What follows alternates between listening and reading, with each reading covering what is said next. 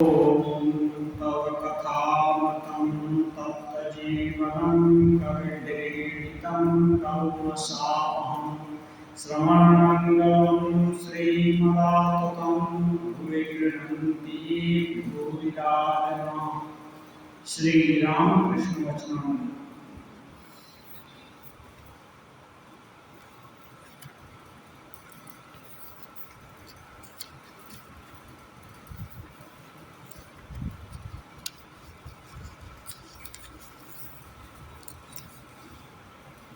परिच्छेद 56 है।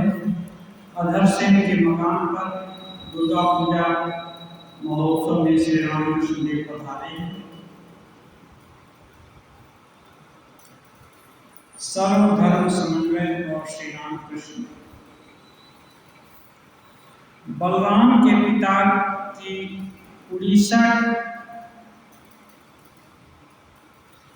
उड़ीसा प्रांत में कटक आदि कई स्थानों पर जमींदारी है और वृंदावन, पुरी, भद्रक आदि अनेक स्थानों में उनकी देव सेवा और अतिथिशालाएं भी हैं।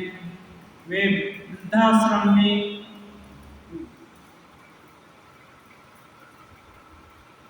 श्री वृंदावन धाम में भगवान श्याम सुंदर के कुंज में उनकी सेवा में रत रहते थे।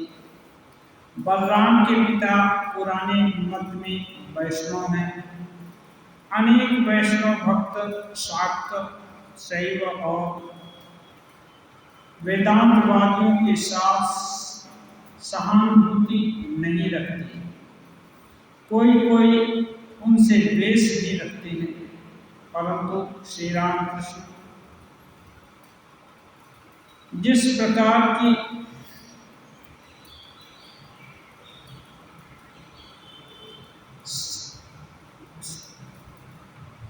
श्री रामकृष्ण देव इस प्रकार की संकीर्णता पसंद नहीं करते थे।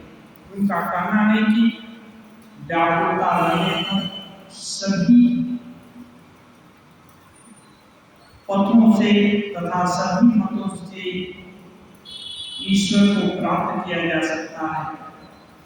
अनेक वैष्णव भक्त बाहर से तो जब तक पूजा पाठ आदि करते हैं, परंतु भगवान को प्राप्त करने के लिए उनमें व्याकुलता नहीं है। संभव है, इसीलिए श्री रामकृष्ण बलराम के पिताजी को उपदेश दे रहे हैं।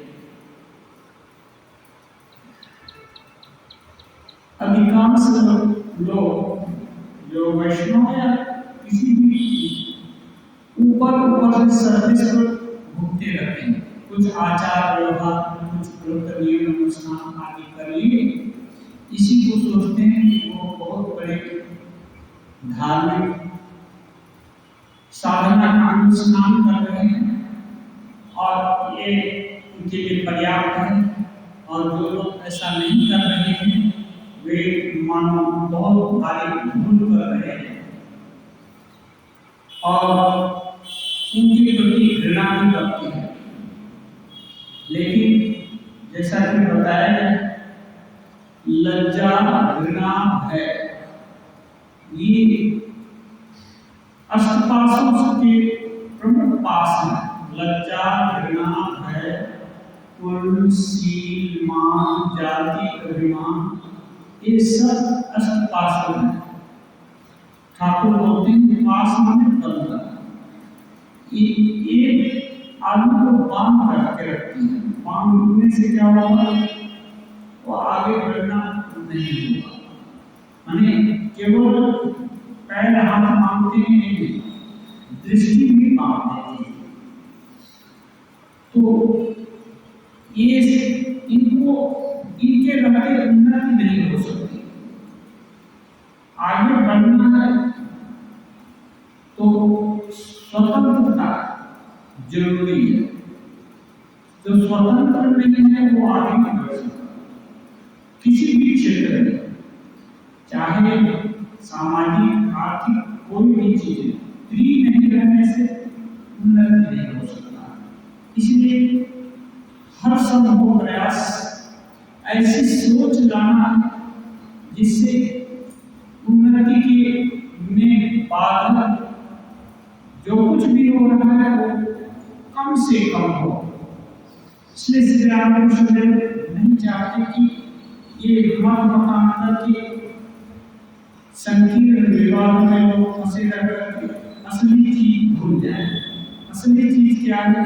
त्याग, वैराग्य और ईश्वर प्रेम, भगवान में अनुराग और विषय में विराग, ये असली बात है। इसको नहीं पकड़ करके इस मत से इतनी बार ये अनुष्ठान, इतनी बार पूजा, ये सब किया, ये क्रम को याद करना। श्री रामकृष्ण मास्टर के प्रति कर रहे हैं, सोचा अपने लिए कर रहे हैं, सोचा क्यों एकांगी करूं। एकांगी में एक भाव को प्रकट करना, एक अंग को विकसित करना। हमें भक्ति है तो भक्ति को, ज्ञान है तो ज्ञान को, वैराग्य है किसी एक चीज को जरूर। रामकृष्ण ने बोलते एक चीज को क्यों, एक भाव को क्यों, शांत है, संयम है, ये सब भी एक एक भाव है। एक भाव एकांगी क्यों? मैंने भी श्री वृंदावन में वैष्णव वैराग्यों का वेश ग्रहण किया था। बोलते हैं वृंदावन में जब गए थे तो वैरागी वैष्णव लोग जो वेश धारण करते हैं, व्रत धारण करते हैं, वेश धारण करना एक व्रत है, ड्रेस भी है उसके साथ, वो धारण करते हैं और उसके अनुसार अनुष्ठान करते हैं। उस भाव में 3 दिन रहा। फिर दक्षिणेश्वर में राम मंत्र लिया था,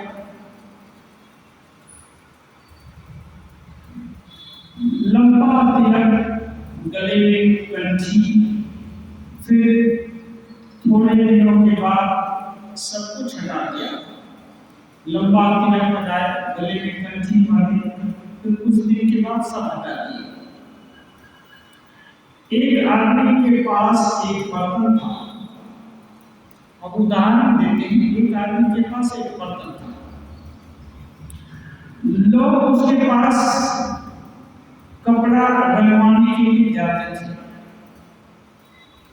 बर्तन में एक रंग तैयार रहता था, परंतु जिसे जिस रंग की आवश्यकता होती उस बर्तन में कपड़ा रंगवाने से वह उसी रंग का हो जाता। जिस रंग में अपना कपड़ा रंगवाना है, कोई भी जाए उसी बर्तन में डालेगा उसका कपड़ा, और जो रंग बताएगा, लाल हो जाए तो लाल, पीला है तो पीला, नीला है तो नीला, सब उसके मन इच्छित रंग हो जाता। यह देखकर एक व्यक्ति विस्मित होकर रंग वाले से कहता है कि तुम स्वयं जिस रंग से रंगी हो वही रंग मुझे दे दो। लोग तो आता है अपना मन वांछित रंग लगा करके चला जाता है, लेकिन एक आदमी पास लग करके तमाशा देख रहा है, वो देखता है, अद्भुत है, विभिन्न तरह का जो रंग चाहता वही रंग हो जाता है। तब वो बोलता, भाई तुम जिस रंग में रंगे हो, क्या तुम्हारा कमला जिस रंग में लगा वही रंग दे दो। माने जब जो रंग की इच्छा हो वह रंग मुझे प्राप्त हो जाए। ये ऐसा हो चाहता हूं।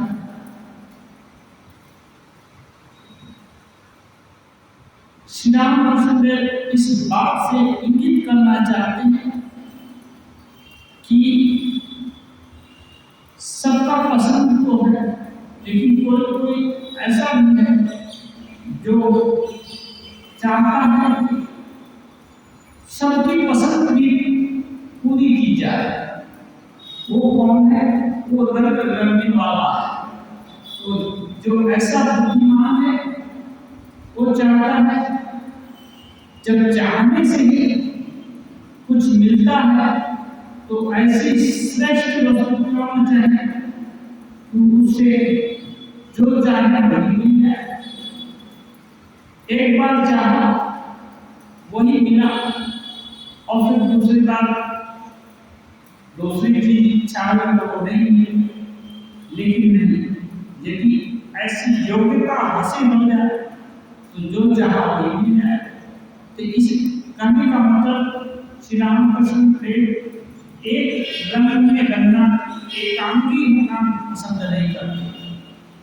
जो भी जिस तरह के भी भक्त के संपर्क में आए, साथ हैं तो उनके सामने शक्ति देवी का गीत गा रहे हैं, सत्य की उपासना के विषय में सुन रहे हैं, सुना रहे हैं। वैष्णव आया तो वैसा भजन गा रहे हैं, वैसा साधना का ये सब क्रिया सुन रहे हैं। कहीं किसी के भाव को ठेस नहीं पहुंचाते और सभी भाव में देखते हैं कि नहीं, आंतरिकता रहने से सभी भाव के द्वारा ईश्वर तक पहुंचा जा सकता है। और ये केवल सुन करके श्री रामकृष्ण ने प्रेम नहीं किए, वो जिस भाव को एक बार ग्रहण करके उस भाव में डूब जाते हैं और 3 दिन अधिक हो लगता एक भाव का एक चरम तक पहुंचने में। चरम क्या है किसी भाव का? जो वस्तु पाना चाहते हैं उस वस्तु की उपलब्धि। तो विभिन्न ये साधना क्या है? ईश्वर के विभिन्न एस्पेक्ट को देखने की इच्छा। कोई मातृ रूप में देखना चाहता है, कोई पिता रूप में देखना चाहता है, कोई बालक रूप में देखना चाहता है, कोई कुछ रूप में देखना चाहता है। ईश्वर उस स्वरूप की उपलब्धि ही तो परिणति है, उनको 3 दिन में हो जाती है। इसका कारण यही है एकाग्रता, व्याकुलता। व्याकुलता होने से एकाग्रता अपने आप हो जाती है। व्याकुलता में उसके प्रति एकांतिक इच्छा और दूसरा नहीं, न अन्य अनन्य, उस समय और कोई नहीं, केवल कोई। क्या अब मास्टर महाशय स्वगत सोच रहे हैं, क्या इस उदाहरण के द्वारा श्री रामकृष्ण यही कर रहे हैं कि सभी धर्मों के लोग उनके पास आएंगे और आत्मज्ञान प्राप्त करेंगे? इस विषय की ओर संकेत कर रहे हैं क्या श्री रामकृष्ण? सभी धर्मों के लोग वहां आएंगे और सभी लोग आत्मज्ञान प्राप्त करेंगे, ऐसा भाव।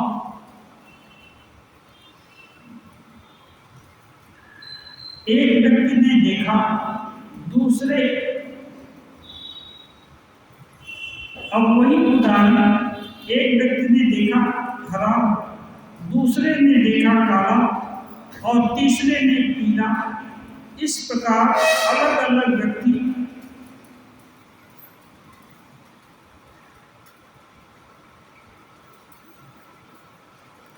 अलग अलग रंग देख रहे हैं। बाद में वे आपस में विवाद कर रहे हैं। रंग वाले के पास विभिन्न समय में विभिन्न लोग गया, तो किसी ने देखा वो काला बना दिया, किसी ने देखा पीला बना दिया, किसी ने देखा लाल बना दिया। तो जब बाहर आए अलग से मिलते हैं तो बोलते हैं कि वो ऐसा कर देता, वो ऐसा कर देता, तो आपस में विवाद भी कर रहे हैं। एक कहता है परंतु हरे रंग का है, दूसरा कहता है नहीं लाल, कोई कहता है पीला है, कोई और अन्य रंग से कह रहा है। एक गिरगिट के विषय में प्रसंग है, वो दूसरी कहानी है। श्री रामकृष्ण ये भी कहते हैं गिरगिट रंग बदलता है, तो कभी लाल हो जाता है, कभी पीला हो जाता है, कभी हरा रंग का हो जाता है, कभी निराकार भी रहता है। सब लोग उसकी चर्चा करके आपस में बाल विवाद करने लगते हैं। तो कोई व्यक्ति बोलता है कि क्यों ना उस वृक्ष के पास जाए। तो सभी उस वृक्ष के पास जाते हैं और वहां एक व्यक्ति बैठा होता है। देखते हैं कि वो बैठा है, पूछते हैं कब से, बोलता है बहुत समय से। सब मिलकर उसके पास गए और उससे पूछे, तो उसने कहा इस पेड़ के नीचे मैं रात दिन रहता हूं, मैं जानता हूं वह बहुत बहुत रूप धारण करता है, बहुत तरह के रूप धारण करता है, क्षण क्षण में रंग बदल देता है, जब इच्छा होती है रंग बदल देता है, और फिर कभी कभी उसका कोई रंग नहीं रहता। माने ईश्वर जिस असल बात है, ईश्वर का अंत नहीं है, अनंत अंतहीन कोई एक समुद्र है, भाव समुद्र, जिसमें भक्त की इच्छा के अनुसार ठाकुर होते हैं। वो कहीं कहीं एक पानी है, ठंडा होकर के बर्फ जल जाता है। तो भक्त की इच्छा के अनुसार भगवान कहीं कहीं विभिन्न रूप में प्रकट होते हैं या प्रकट हुए दिखाई देते हैं। और कहीं कहीं कोई भक्त देखता है निराकार अनंत समुद्र के रूप में।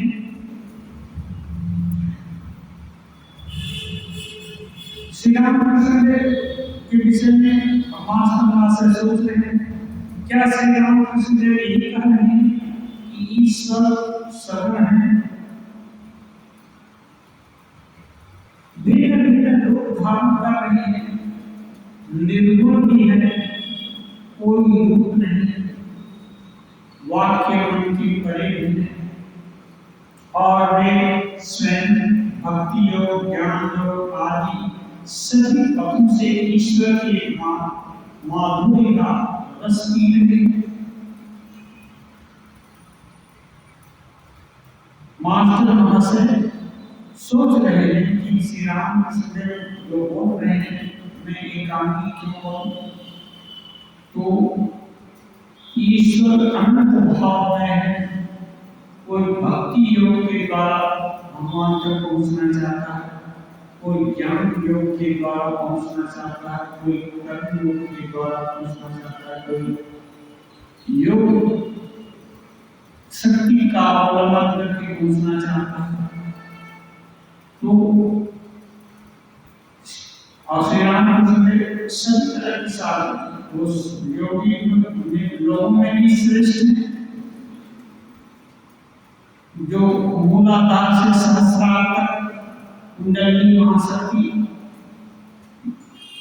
जागृता होकर जाती है, वो सबका भी प्रत्यक्ष श्री रामकृष्ण को हुआ।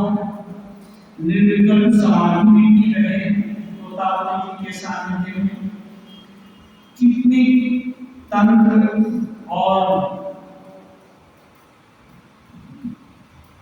ये जो साधनाएं रामलला की मंत्र दीक्षा लिए थे रामायण सब से, सब साधना में श्री रामकृष्ण देव पारंगत हुए। तो मास्टर सोच रहे कि ईश्वर के अधिकांश स्वरूप का, क्योंकि ईश्वर मधुर से भी मधुर है, भगवान है, सच्चित आनंद स्वरूप है, तो उनका आनंद एक तरह से उपभोग किया जा सकता है, दूसरी तरह से नहीं, तीसरी तरह से नहीं, ऐसा नहीं। उनको लिमिट क्यों कर देना है, अपनी सीमा में बांध क्यों देना है। वे जिस प्रकार के हैं उस प्रकार से भी उनको देखें, सोचें, समझें, जाने, इसमें विलक्षणता है हर तरह से जानने का। तो इस रूप माधुरी, इस जो अनुभव के श्री रामकृष्ण धनी है क्या, इसलिए वो बोलते हैं मैं एकांगी क्यों हूं। इसी भाव के से श्री रामकृष्ण देव भगवान की पिता की भक्ति करते हैं। और अभी पुस्तकें न पढ़ो, वैष्णव शास्त्र खूब पढ़ते हैं, सुनते हैं, तो श्री रामकृष्ण देव कहते हैं और अधिक पुस्तकें मत पढ़ो। कहाँ सब लोग बोलता है और पढ़ो, पढ़ना अच्छी बात है, लेकिन श्री रामकृष्ण देव एक कहानी बताए कि किसी जगह से पत्र आया, एक आदमी उसको रख दिया कहीं, ठीक है बाद में पढ़ेंगे, हटा उसको 2-3 दिन के बाद याद पड़ा एक कहीं से यहाँ से पत्र आया, कहाँ है उसको पता ही नहीं कि किधर रख दिया। बहुत खोजखाज करने के बाद पत्र मिला, तो उसमें उसका कोई आदमी लिखा है कि 5 किलो बैगन, 5 किलो आलू, अब तुम बहुत सारे कुछ चीजें इतना खरीद कर भेज दो, इतना कपड़ा, इतना आटा दाल जो कुछ भी है वो सब लिख कर भेजा है, इतना इतनी सामग्रियां जुगाड़ करके भेज। अब जब सामग्रियों की बात पता चल गई तो फिर वो पत्र को हटा देना है, अब उन सामग्रियों का जुगाड़ करने में लग जाता है। कोई कपड़ा खरीदना पड़ेगा, चावल इकट्ठा करना पड़ेगा, आलू खरीदना पड़ेगा, ये सब करने लगता है। अब उस पत्र की आवश्यकता नहीं रही। ऐसे ही किताब है, वे किताब संकेत कर देते हैं ईश्वर ही वस्तु है और सब अवस्तु। जब ये सुन लिया तब इसकी धारणा करनी पड़ेगी, कैसे ईश्वर वस्तु है। तो इसकी धारणा के लिए श्री रामकृष्ण बोलते हैं साधु संग, सत्संग, नाम गुणगान, कीर्तन, स्मरण मनन और योग के विभिन्न यम नियम आसन प्राणायाम, ये सब जितना है, त्याग वैराग्य विवेक, ये सब को जागृत करना पड़ेगा। और ये जिससे जागृत होती है ऐसे विचारों का अवलंबन, ऐसे लोगों का संग करना पड़ेगा।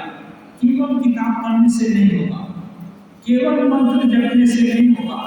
राम राम कहीं जा रहे हैं, मन दूसरी जगह कहीं है, मन को भी पूरी राम में ले आना पड़ेगा। राम नाम प्यारा लगना पड़ेगा, प्रिय लगता है राम तो नाम की महिमा दिल में हृदय से हुई है, नहीं तो बाकी केवल सुनना, पढ़ना, बोलना मात्र है। कथाकार जैसे कथा करते जाते हैं, एक ही कथा हो सकता है 50-60 साल बोले, कोई एक बार उस कथा को सुनकर ईश्वर प्रेम में डूब जाता है और वो 60 साल से कह रहे हैं कि नहीं हो पाता। तो ये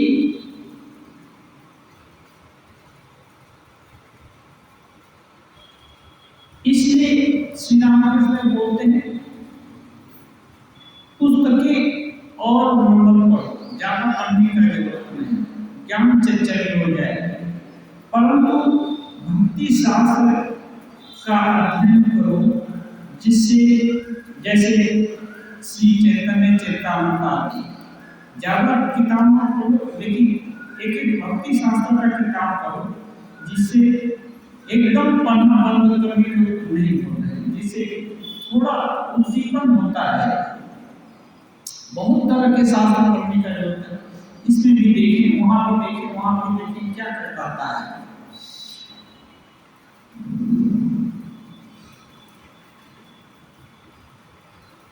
राधा कृष्ण गीता का अर्थ लाभ और भक्ति कहते हैं। असल बात यह है कि उनसे प्रेम करना चाहिए, उनके माधुर्य का आस्वादन चाहिए। केवल पढ़ने से नहीं होगा, प्रेम करना चाहिए, उनके माधुर्य का आस्वादन। माधुर्य माने ईश्वर, पहला तो जानना पड़ेगा अपने हैं। अपने से ज्यादा आदमी दूसरे को अपना जो है, सबसे ज्यादा आसक्ति तो देखेंगे तो अपने देह में होती है। क्यों? थोड़ा भी मच्छर काटे या प्रतिकूल हवा लग जाए तो कष्ट होता है, अनुकूल हवा लग जाए तो सुख होता है। इसलिए यदि ईश्वर अपने देह से भी अच्छा लगने लगे, अब अपने सुख से भी ईश्वर की याद आए तो उसमें सुख ज्यादा लगे, तब ईश्वर के जो मधुरता है इसका आस्वादन हो रहा है, ऐसा समझना चाहिए। कह रहे हैं वे रस है और भक्ति रसिक। रस और रसिक, रस का आस्वादन जो करना जानता है कोई कर सकता है, तो ही रस का उसके पास भी जो प्रयोग है। रस पड़ा हुआ है, आस्वादन कोई करने वाला नहीं है, रस पड़ा ही नहीं।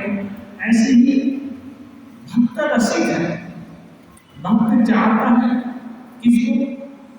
जो भगवान के रस को चाहता है कि भगवान अनंत माधुर्य स्वरूप है, उनका रूप माधुर्य, गुण माधुर्य, उनकी श्रुति सारे दुखों का अवसान करने वाले हैं, सभी समस्याओं का समाधान करने वाले हैं, जीवन मरण का रहस्य सुलझा देने वाले हैं। ये सब गुण ईश्वर के हैं। ये कौन मानता है? ये भक्त ही मान सकता है।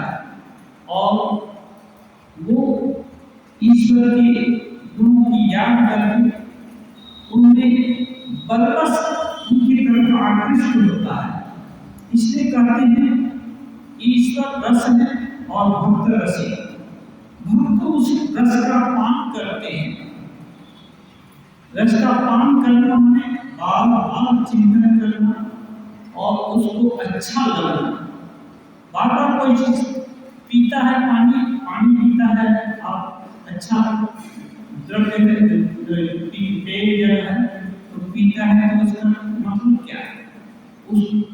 उसके प्रति स्नेह होता है, आकर्षण होता है, और उसकी उपादेयता समझ में आती है, तभी तो ग्रहण करता है। ऐसे ही भक्त ईश्वर के रस का पान कर रहा है, मानी भगवान उसको अच्छे लगते हैं, इसलिए बार और उसका उनके प्रति आकर्षण होता है।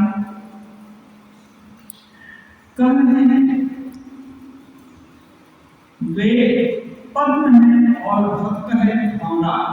उदाहरण दे रहे हैं, जैसे भौरे का स्वभाव होता है फूल की तरफ, फूल पर मंडराता है, तो फूल में एक मधु लगता है और एक गंध भी लगती है। जो गंध भौरे को अच्छा लगता है और भौरा जाकर बस चूसता ही नहीं, वहां जाने से गुनगुनाता भी है, उसको अच्छा लगता है कि मानो की गाली मारता है। जैसे छोटे बच्चे माँ के पास आए स्नेह से, माँ उनको लगती है, ग्रहण उठाती है, तो उनका चेहरा खिल जाता है और आनंद मनाने लगते हैं अपने छोटे जो शब्द करेंगे उसके द्वारा। ऐसे ही भौरा है, फूल पर बैठने से खुश होता है और कमल सबसे प्यारा है, इसलिए बोलते हैं ईश्वर पद्म है और भक्त मानो भौरा है। भक्त पद्म का मधु पीता है। जो भक्त है वो कमल के अंदर मधु है।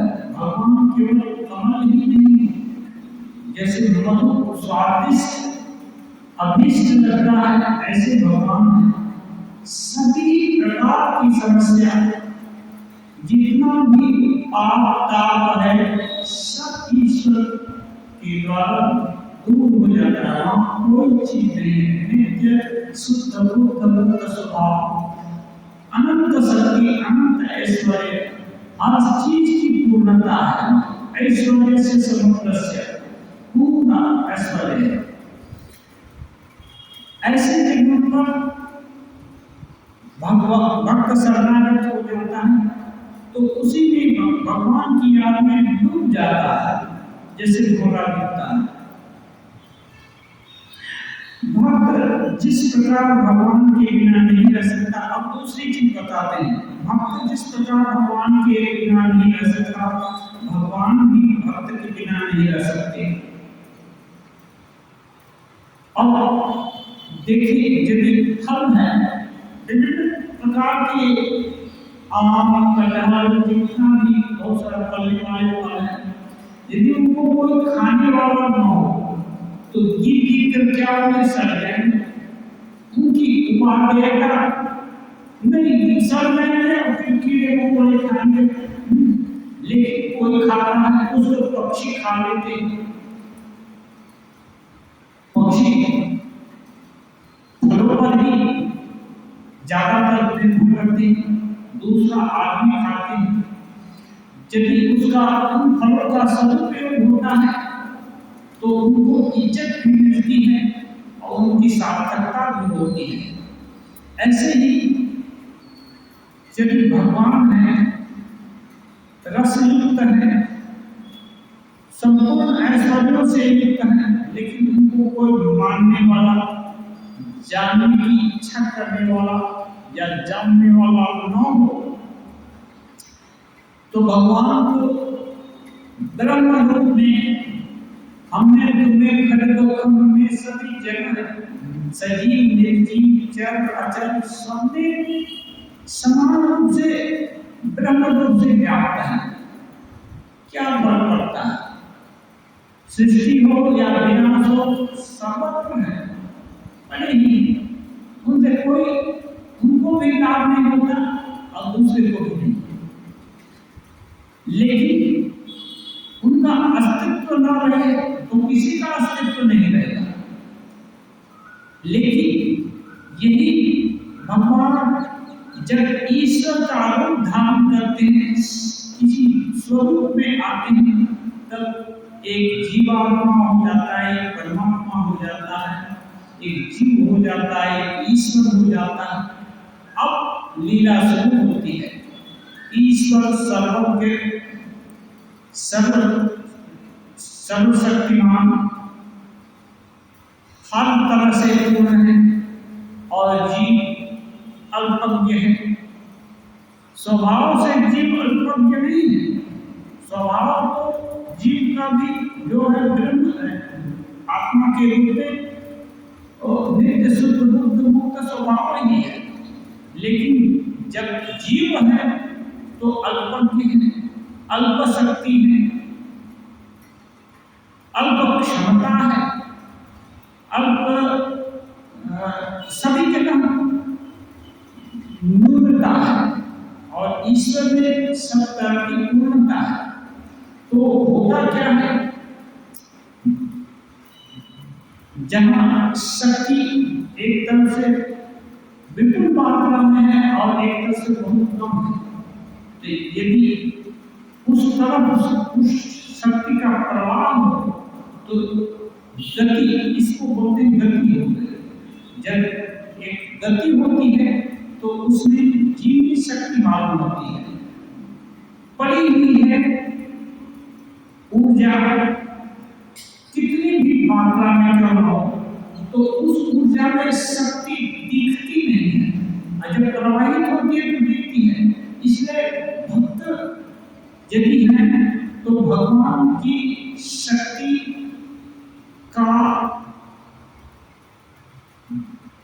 को देखने वाला, भगवान की शक्ति को स्मरण करने वाला, उनको जानने वाला होता है। इसलिए ईश्वर भी चाहते हैं कि उनको जानने वाला कोई हो, तब तो उनका मूल्य होगा ना। उनको जानने वाला कोई, जानने की इच्छा ही रखने वाला कोई नहीं है तो ईश्वर तो सर्वत्र पड़ेगी। तो इससे क्या है, होगा उस दिव्यता का प्रभाव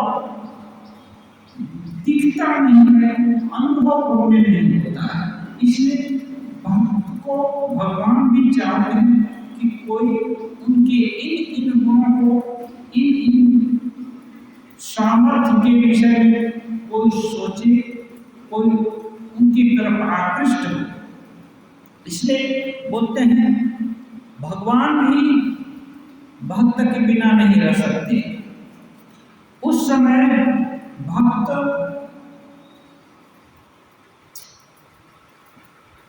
रस बन जाता है और भगवान रसे। अभी चक्र घूम जाता है। जब भक्त शुद्ध बुद्ध होने का किससे जो प्रयास में बहुत ऊंचे चला जाता है, अच्छे भक्त जब हो जाते हैं, भगवान को छोड़कर और कुछ नहीं चाहते, ऐसे अनन्य हो जाते हैं, तो ऐसे भक्तों को भगवान चाहने लगते हैं। अब भक्त को भगवान के पीछे घूमने की जरूरत नहीं होती। अब भगवान ऐसे भक्त के पीछे घूमते हैं। अन्याश्चिंतयन्तो मां ये जना परिपासते तेषां नित्याभियुक्तानां योगक्षेमं महामुनिः। जो अनन्य ऐसे भक्त हो गए हैं, भगवान उनके सुख दुख की, उनकी जरूरतों के लिए हर समय चिंतित रहते हैं और उनको लेकर उनके पीछे पीछे घूमते हैं। तब बात पलट गई।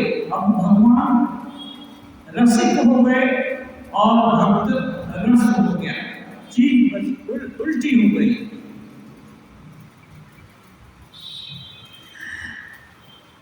भक्त बनता है, बोलते हैं भक्त पद्म हो जाता है और भगवान भौरे बन जाते हैं।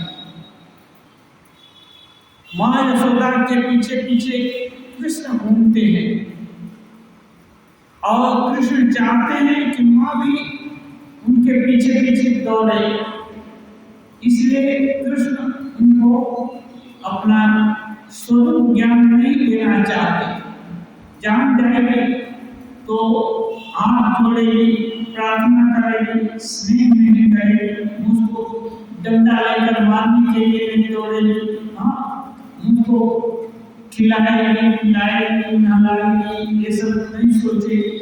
हाँ, इसलिए वो चाहते हैं कि माँ मुझको खिलाए, पहनाए, खेले, मेरा ध्यान रखे। हाँ, ये चाहते हैं। इसलिए अब वे भौरा बन गए और भक्त पद्म बन गए। अपने माधुर्य का आस्वादन कराने के लिए दो बने हैं, इसीलिए राधा कृष्ण की लीला हुई है। ईश्वर ही दो हो गए, भक्त और भगवान। हाँ, वही स्त्री हो गए, वही पुरुष हो गए। तो एक कृष्ण और राधा, कहते हैं राधा है जीवात्मा का रोल करती है। जीव कैसे अपने परम तत्व शिव तत्व को चाहता है, कैसे प्रेम करता है, इस प्रेम का उत्कृष्ट उदाहरण राधा है। राधा कृष्ण को छोड़कर और कुछ नहीं जानती। कृष्ण के सुख में सुखी, उनके दुख में दुखी, एकदम कृष्णमयी। उनको अपना सुख भूल गया है। कृष्ण के विरह में उनकी आंसू भी सूख जाते हैं। कुछ भी पता नहीं चलता कि इनको दुख हो रहा है या सुख हो रहा है, लेकिन भीतर में विरह की ज्वाला जलती है। ये राधा प्रेम जो ईश्वर को प्रेम किया जाता है, इसका एकदम उत्कृष्ट उदाहरण है राधा। ये कहते हैं ये वही कृष्ण ही खुद के प्रेम का पाठ पढ़ाने के लिए एक तन से कृष्ण है और दूसरे तन से राधा। वे ही दो मूर्ति धारण कर लिए हैं।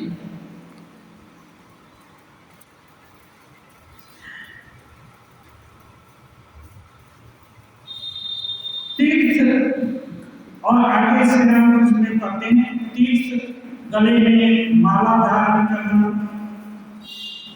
नियम, ये सब पहले करने पड़ते हैं। शुरू में जब साधना करनी पड़ती है तो कुछ नियम का अनुष्ठान करना पड़ता है। तीर्थ जाने से क्या हो, विभिन्न तीर्थ में विभिन्न साधु संत महात्मा साधना किए, वहां जाने से उद्दीपन होता है और एक ही भाव से भावित अनेक लोग एक ही स्थान पर आते हैं। तो श्री राम कृष्ण कहते हैं जहाँ एक ही भावना को लेकर के बहुत सारे लोग इकट्ठे होते हैं, वहाँ शक्ति का प्रकाश होता है। इसीलिए सामूहिक प्रार्थना में बल है। लेकिन केवल सामूहिक प्रार्थना कर ली जाए और थोड़ा उसके बाद तो भूल गए, उल्टे काम में व्यस्त हो गए, तो नहीं होता है। जो भी अच्छी भावना वहाँ जिस अच्छी भावना की उद्दीपना हुई, उसी भाव को जब अकेले में है तो सोचना है और उसी को अपना बना लेना है। तब धीरे धीरे करके इस जो तीर्थ दर्शन या ऐसे जो सामूहिक अनुष्ठान हैं, उनकी उद्दीपना अपने साथ एक कर रहे हो, अपने साथ सदा के लिए विराजमान हो जाएगी। और बोलते हैं पहले एक दो नियम धारण करना, माला चिन्ह आदि ये सब जरूरत है। क्यों? ये याद दिलाती है। ये सब का अनुष्ठान करते करते जब ईश्वर की स्वतः ही याद होने लगती है, तब उनका जरूरत नहीं होता है कि इनको धारण करें या न करें। ये अपने आप छूट भी जाते हैं। कहते हैं वस्तु की प्राप्ति हो जाने पर, भगवान का दर्शन हो जाने पर, बाहर का ये जो वेश धारण आदि है, ये धीरे धीरे एक कम हो जाता है, उस समय उनका नाम लेकर रहना, स्मरण मन यही चलता है। फिर व्रतानुष्ठान, तीर्थ भ्रमण, और कुछ समय ये होता है कि शरीर भी थक जाता है। जब तक बल है शरीर में तभी तक तीर्थ भ्रमण से लाभ होगा। नहीं चल नहीं सकते, उठ नहीं सकते, हर समय बीमार रहते हैं, ऐसे समय में यदि तीर्थ में जाते हैं तो स्वयं भी कष्ट पाएंगे और जो आसपास वाले होंगे उनको ही कष्ट देंगे, उनके लिए वो परेशान होंगे। और इसमें साधना में उन्नति नहीं हो सकती, इसलिए थोड़ा कम उम्र है, जब तक ठीक ठाक है तभी तक तीर्थ भ्रमण आदि कर लेना है। और ईश्वर सत्य है, भगवान सत्य है, इस भाव को दिल में जमा लेना है। यदि ये भाव दिल में जम गया तो तीर्थ भ्रमण और विभिन्न नियम आदि धारण करने का, व्रत अनुष्ठान, इसका फल मिल गया। अब रह गई उनको सदा याद करना। याद करना तो होता ही रहेगा, करना ही पड़ेगा, और ये छोड़ भी नहीं सकते। कहते हैं नाना कहे कुमारी नाम का लगी रहे दिखला, कुमारी में कोई एक का नशा। अब ईश्वर का नशा जिसको लग गया वो दिन रात लगा रहता है, तो बढ़ता ही चला जाता है। ऐसा नहीं वो नशा कम नहीं होती है। तो वो जितने भी आकर्षण हैं इस जीव जगत में, सभी आकर्षणों की खान तो ईश्वर है। ईश्वर के कारण ही आकर ये जो छोटी मोटी चीजें, जो विषय रस जो भी है, सुख सुविधा देने वाली चीजें हैं, ईश्वर के कारण ही इनमें उनके थोड़े से आनंद का इसमें लेस है, बोल करके चीजें अच्छी लगती हैं। यदि ईश्वर का कुछ अंश विराजमान न हो तो कोई भी चीज अच्छी नहीं लगेगी।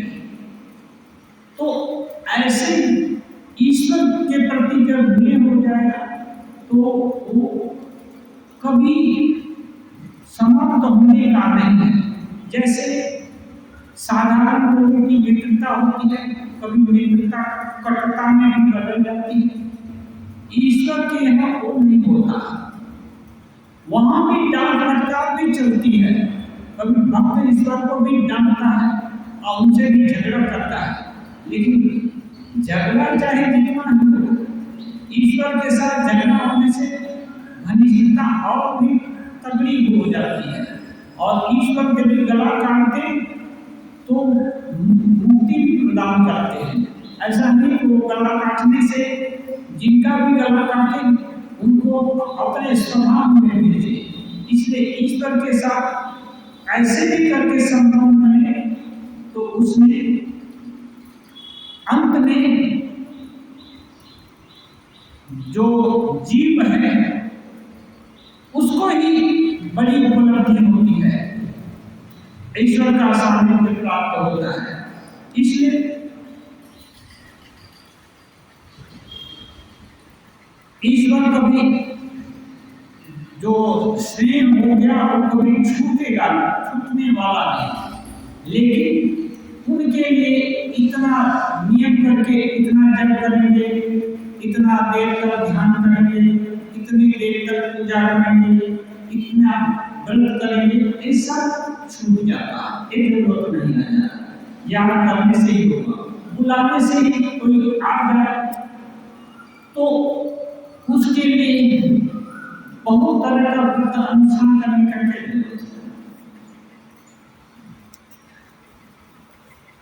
कहते हैं 16 रुपयों के पैसे अनेक होते हैं,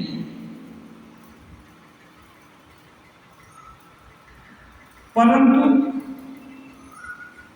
16 रुपए इकट्ठे किए जाते हैं तो उससे अधिक नहीं दिखते।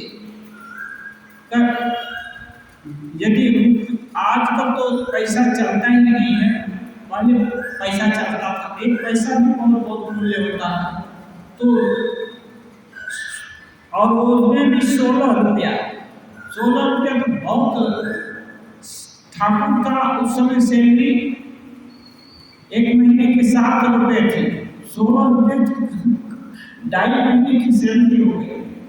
तो पैसे एक पैसे यदि इकट्ठा करेंगे एक बोरी हो जाएगा, लेकिन 16 रुपए 16 सिक्के हो गए, बस इतने ही। चांदी के सिक्के होते थे 16 सिक्के हो गए। तो कहते हैं उसमें रुपया एकदम कम हो जाता है। फिर उसके बदले में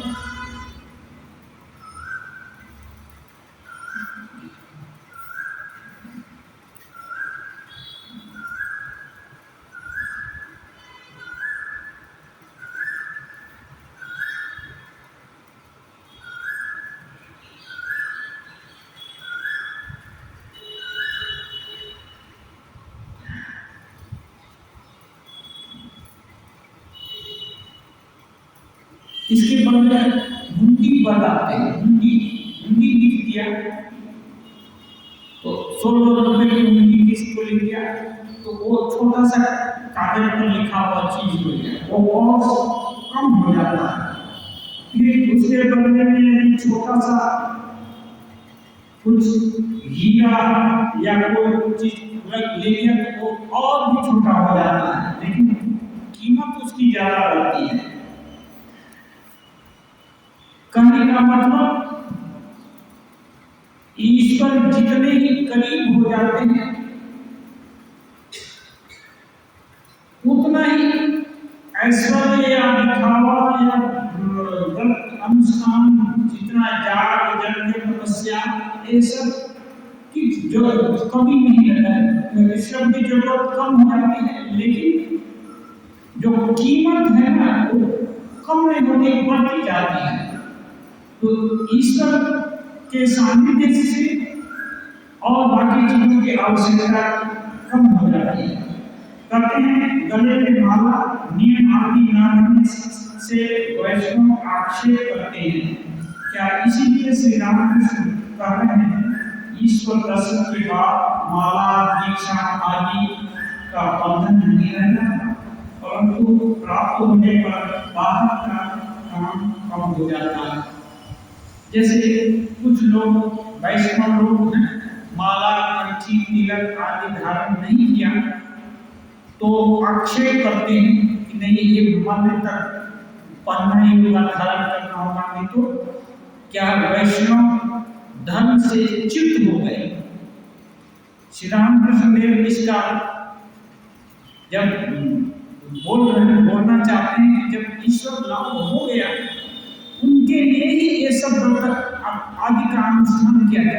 वो मिल गए, चाहने से ही कृष्ण जब पास में आ जाते हैं, दिल में विराजमान हो जाते हैं, तो उनको अभी उनको पहले फूल चढ़ाने दो, पत्ता सजाने दो, इतनी बात पोछा लगाने दो, तब आओ। वो आ गए, ये यथेष्ट हो गया, पोछा लगाने का पत्ता सजाने का क्या जरूरत है, इतना श्रृंगार करना, इसलिए इसकी जरूरत नहीं रह जाती ऐसे लोग के लिए। लेकिन जो बिगिनर्स हैं उनके लिए ठीक है। तो यदि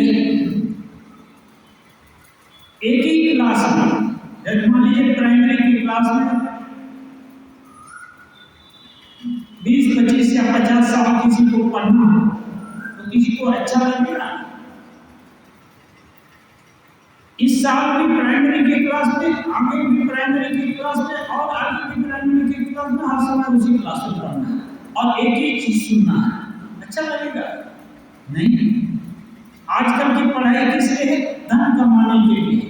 धन कमाने की योग्यता हो गई तो और पढ़ने का जरूरत क्या है? रोज रोज एक ही पाठ याद करना, धन कमाएंगे, दूसरा काम करेंगे, तीसरा काम करेंगे, जब उपलब्धि हो गई कौन पढ़ने जाता है? कोई नहीं पढ़ने जाता। तो ऐसे ही जब ईश्वर को पाने के लिए व्रत साधना का अनुष्ठान किया, ईश्वर पास में आ गए, तब ईश्वर के साथ खेलेंगे, ईश्वर के साथ व्यवहार करेंगे, उनके साथ आदर आप्यायन जो कुछ भी हुआ उनके साथ व्यवहार करेंगे, फिर उनके लिए और साधना क्यों करते रहेंगे कि नहीं रुक जाओ, अब इतना बार मंत्र पढ़ने से खाना देंगे तब खाना, जरूरत नहीं है। खाना बनाया बनते बनते ही साधक लोग के जीवन में है, बनते बनते ही ईश्वर जिद करते नहीं अभी खाना है, मंत्र अंतर में है, खाना डालने के आगे ही वो खाने लगते हैं लेकर के, ऐसा होता है। ये क्या है? अपनत्व बोध। जब अपनापन एकदम सामने प्रत्यक्ष है तो फिर फॉर्मेलिटी अदाई करने की क्या है? इतना बार दीप जला करके एक आरती उतारेंगे, इतना बार फूल माला चढ़ाएंगे, इतना बार ये करेंगे, तब क्या? अपना लड़का आए सीधा गोद में उठा लिया, झाड़ फूक करके कुछ करने लगे।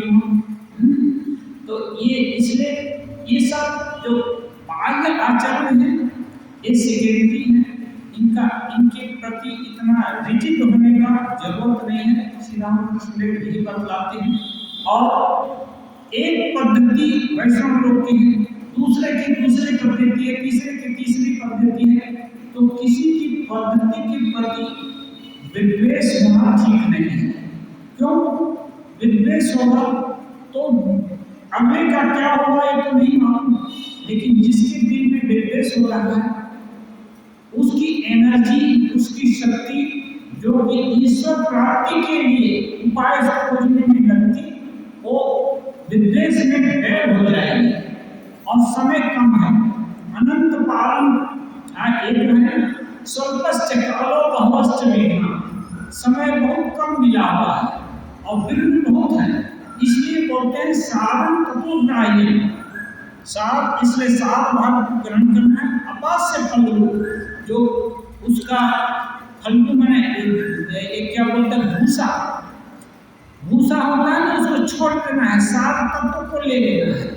तो जब किसी व्रतानुष्ठान किसी साधना का सार जब मालूम हो गया तो उसके जो बाह्य आडंबर है उनको छोड़ देना चाहिए, उनके उसमें दिल दिमाग को लगाने से कोई लाभ नहीं है। और इतनी छूट देनी चाहिए कि चलो किसी भी रास्ते से आकर के सार तो ग्रहण करता है। सार क्या है? ईश्वर ही वस्तु है और बाकी सब अवस्तु है। बस किसी धर्म में हो, किसी रास्ते से हो, किसी उपाय से हो, यदि इस बात तक कोई साधक पहुंच पाता है तो ये अपना है। और ऐसे भक्त के विषय के विभिन्न संप्रदाय को हो, विभिन्न जाति को हो, विभिन्न स्टैंडर्ड को हो, उससे कोई फर्क नहीं पड़ता, अपने हैं, क्योंकि सभी ईश्वर ही सत्य है, यही उनकी धारणा हो गई है। ऐसे ही भक्तों की, श्री रामकृष्ण देव बोलते हैं, भक्तों की जाति नहीं होती है। तो ये श्रेष्ठ भक्त हैं, ये आपस में बोलते हैं ना, सबसे आगे एक रात, ऐसे लोग एक ही चीज को बोलते हैं, इनमें विद्वेष घृणा नहीं होती। छोटे स्तर पर, निम्न स्तर पर अमुक पद्धति ठीक है, तमुक पद्धति ठीक है, और इसको छोड़कर जो कोई मानेगा उसको कष्ट देंगे, सताएंगे, गला गली करेंगे, बहुत सारा चीज है। ये धर्म के नाम में बहुत उत्पीड़न हुआ है। स्वामी जी बोलते हैं ये जो भी उत्पीड़न हुआ है, ये उत्पीड़न निम्न स्तर के लोगों के द्वारा किया गया है। उदारता यही है कि श्रेष्ठ लोग उनके धर्म के जो बोले हैं, जो करके गए हैं, दिखा के गए हैं, उनके उदार तत्व को ग्रहण करना है, न कि अनुदार तत्व कोई चीज किसी देश काल के समय में परिप्रेक्ष्य में बोल दिए हो और भी उसको ग्रहण करना है।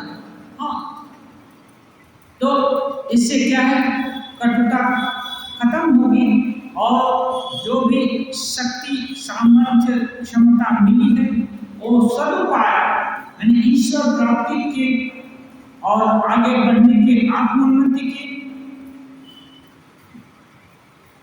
उपाय के रूप में व्यय होगी, न कि उसमें बाधा को भी लड़ने झगड़ने में ये सब करनी। इसलिए कोशिश करना है कि संकीर्णता इस मामले में नहीं है, लेकिन संकीर्णता और इष्ट निष्ठा अलग अलग चीज है। कहते हैं श्रीनाथे जानकी नाथे अभेद परमात्मनि तथा तीनों सर्वस्व नाम कमलोचना। तुलसीदास जी कहते हैं मैं अच्छा से जानता हूँ श्रीनाथ और जानकी नाथ एक ही है, लेकिन मेरा दिल तो कमल लोचन राम जी के सामने झुकता है। मैं उनको देखना चाहता हूँ, मैं उनकी शरण ग्रहण करना चाहता हूँ।